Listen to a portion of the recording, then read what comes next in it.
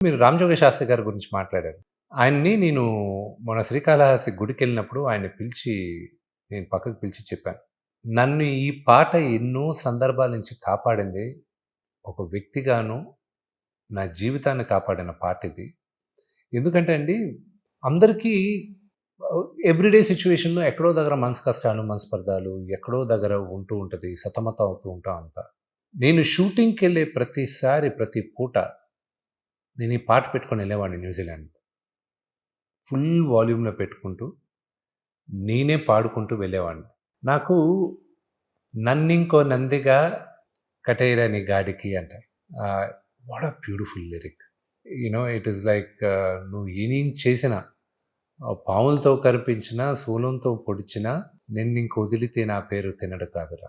అంటే అన్‌కండిషనల్‌గా ప్రేమించేసాడు శివుడు. నువ్వు ఏవైనా చెయ్యి, నిన్ను నేను వదలను అనేది ఇదనమాట. సో, ఆ సాంగ్ అది విన్న ప్రతిసారి నాకు చలుక్కుమంటది. It's pure love, it's pure devotion. Cinema గూడా మేము అదే డివోషన్‌తో తీసాం. ఇంకా ప్రజల ముందు తీసుకొస్తాం. ఇంకా వాళ్ళు నిర్ణయించారు.